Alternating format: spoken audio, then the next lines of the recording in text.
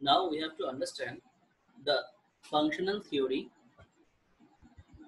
In order to understand functional theory, firstly we have to understand evolutionary theory, because evolutionary theory is the source of functionalism or functional theory.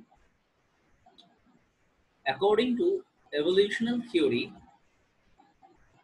it is built upon the premise that we can explain the occurrence of some social phenomena by reference to the past of human societies. মানে কবে, কোথায়, কি কারণে, কি হয়েছে, উৎপত্তি, পরিবর্তন, এই সমস্ত জিনিসগুলো আমরা যার দ্বারা ব্যাখ্যা করতাম, তা ছিল হচ্ছে এভলিউশন থিওরি।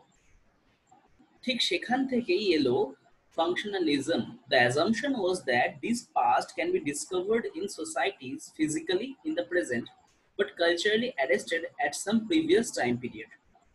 যদিও এই যে এখন যে সময়টা চলছে, এই সময়টা কি চলছে, কেমন চলছে, সেটা তো নতুন, সেটা তো একদম ফ্রেশ, সেটা তো আগে কখনো হয়নি।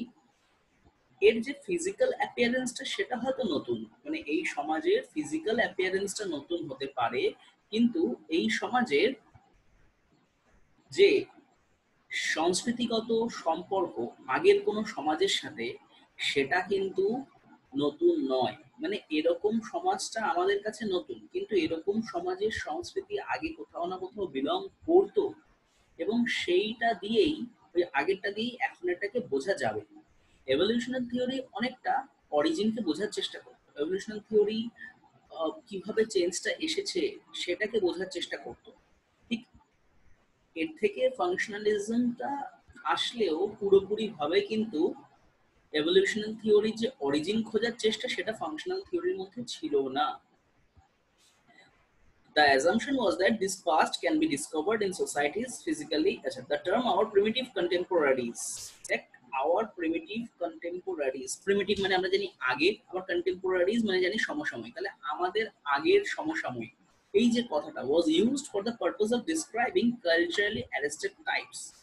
ওই যে সিমিলারিটি কালচারাল, সেটার সাথে মেল খাওয়াবার জন্য বা সেটার সাথে মিলিয়েই এই সমাজটাকে ডেসক্রাইব করার একটা চেষ্টা করা হতো।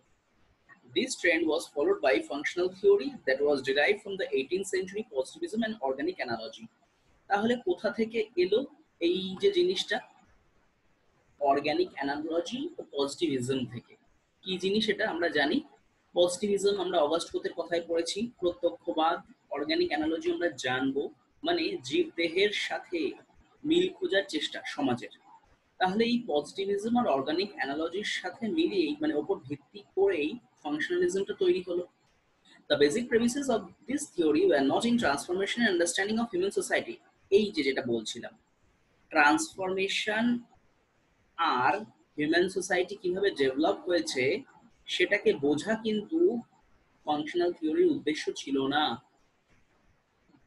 And culture as unified but were rooted in relativism and interdependence. তাহলে মানুষের সংস্কৃতি, মানুষ কিভাবে ডেভেলপ হলো সেই সমাজটা, সেটাকে বোঝা এর উদ্দেশ্য ছিল না। এটা তৈরি হয়েছিল রিলেটিভিজম আর ইন্টারডিপেন্ডেন্সের উপর ভিত্তি করে। কি জিনিস? রিলেটিভিজম বলতে বোঝায় যে একটা সংস্কৃতি সেই সমাজে ছিল, মানে সেই সংস্কৃতিটা এই সমাজেও আছে।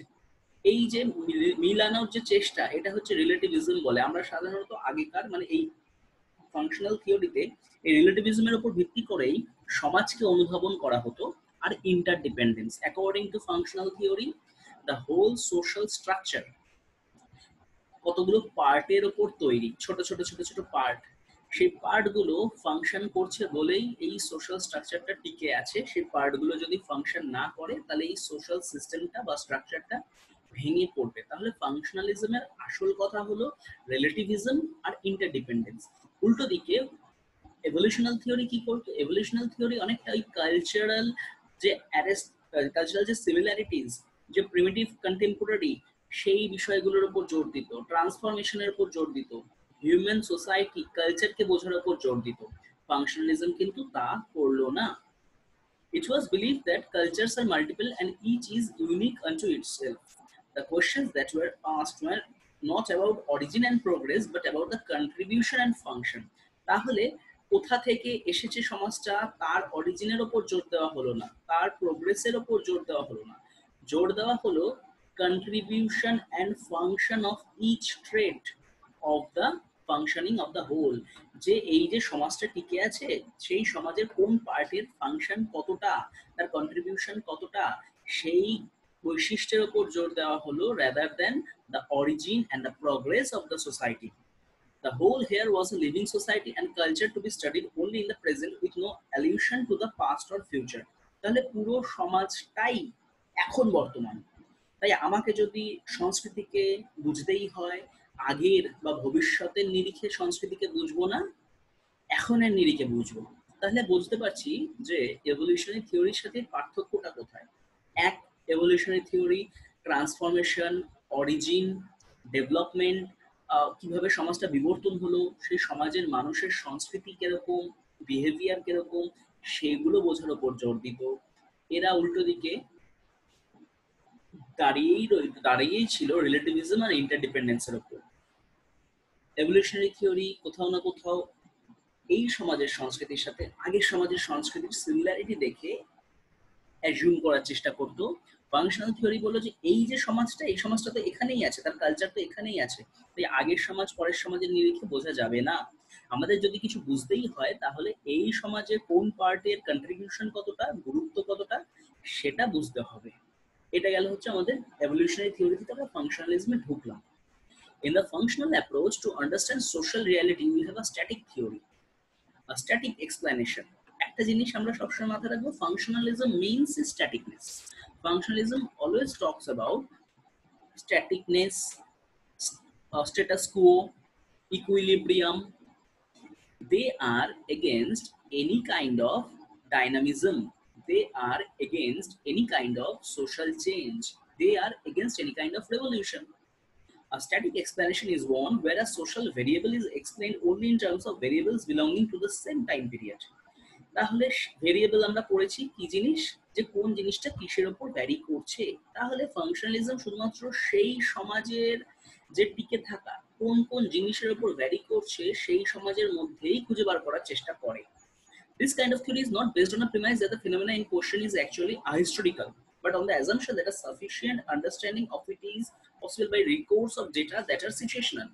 এরা সেই সমাজের টিকে থাকাটা সেই সমাজের ভেরিয়েবলের মধ্যেই খুঁজে থাকার চেষ্টা করছে, এটা শুনে মনে হতেই পারে দে আর আহিস্টোরিক্যাল। আহিস্টোরিক্যাল মানে অনৈতিহাসিক, যারা ইতিহাসকে ঘাটে না বা ইতিহাসের সাথে কোনো সম্পর্ক রাখে না। আসলে তা না, এরা আসলে বোঝার চেষ্টা করে যে সমাজটা রয়েছে সেই সমাজটা তো সেই সমাজের সিচুয়েশনের ওপরই দাঁড়িয়ে আছে, তাই সেই সমাজের সিচুয়েশনের মধ্যেই সেই ভ্যারিয়েবল গুলোকে খুঁজে বার করার একটা চেষ্টা তারা করে। অনৈতিহাসিক তা নয় কিন্তু। The type of questions that the functional theory would address would be different from the address by evolutionaries who professed a theory on human society progressing from stage A to stage B in a scale of evolution. তাই যে ধরনের প্রশ্নগুলো ফাংশনালিস্টরা মানে shoot করা হয়, যে ফাংশনালিস্টদের প্রতি যে প্রশ্নগুলো করা হয় বা ফাংশনালিজম যে প্রশ্নের উত্তর দেয় সে প্রশ্নগুলো কিন্তু এক্স্যাক্টলি এভলিউশনারি থিওরিদের মতো না। স্বাভাবিক যে দৃষ্টিভঙ্গি পার্সপেক্টিভ যদি আলাদা হয় তাহলে যে ধরনের প্রশ্নের উত্তর দেবে সেটাও বদলে যায়। এভলিউশনারি থিওরি বলতো স্টেজ এ তে মানুষ কিরকম ছিল, স্টেজ বি তে মানুষ কিভাবে এলো, সেই অরিজিনটা, সেই প্রোগ্রেসটা, সেই ট্রান্সফরমেশনটা, সেই ডেভেলপমেন্টটা স্বাভাবিক ব্যাপার। ফাংশনালিজম এই প্রশ্নগুলো আসবে না।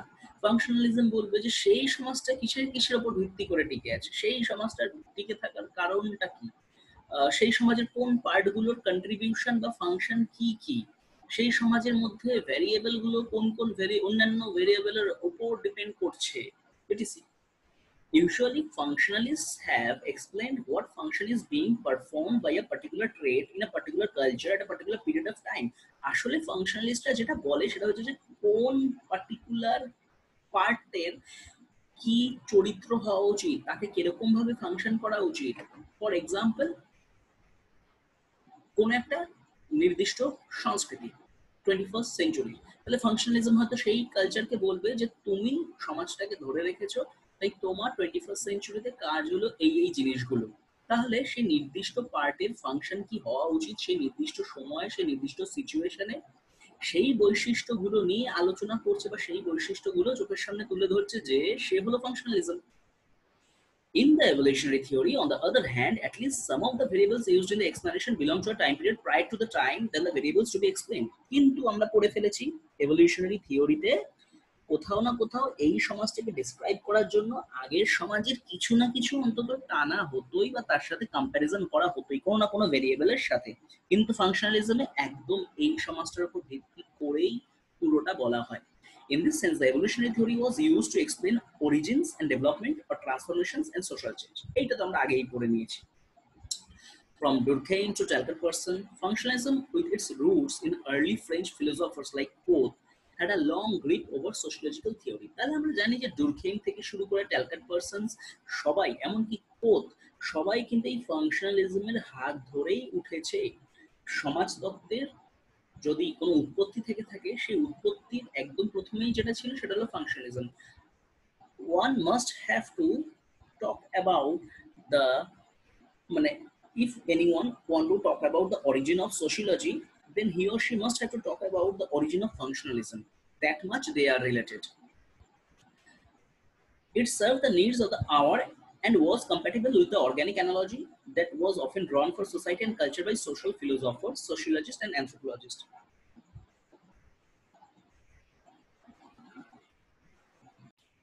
From Durkheim to Talcott-Parsons, functionalism with its roots in early French philosophers like Poth had a long grip over sociological theory. প্রথমটা শুরু হয়েছিল অগাস্ট পোথের হাত ধরে এবং তারপরে আস্তে আস্তে ডুরখেইম, পারসন্স এবং পরবর্তীকালে ওয়েবারে যখনই ঢুকলো তখন হচ্ছে অর্গানিক অ্যানালজিতে ঢুকে গেছিল যে সমাজের সাথে জীবদেহের তুলনা করার মাধ্যমে ফাংশনালিজমের মধ্যে নতুন একটা ধারা তৈরি হলো, যেটা আমরা একদম প্রথম লাইনে পড়লাম যে ফাংশনালিজম কিন্তু শুরুই হয়েছিল এই যে পজিটিভিজম আর অর্গানিক অ্যানালজির উপর ভিত্তি করেই। এটা ছিল হচ্ছে আমাদের ফাংশনালিজমের প্রশ্ন, যেখানে প্রশ্নটাই আমাদের আসবে হচ্ছে যে ফাংশনাল থিওরি সম্পর্কে আলোচনা করো। তার মানে একটা জিনিস বোঝা যাচ্ছে যে এভলিউশনারি থিওরিকে কোথাও না কোথাও ডিফারেন্স দেখিয়ে ডিফারেন্স হিসেবে রেখেই আমাদের ফাংশনাল থিওরিতে ঢুকতে হবে।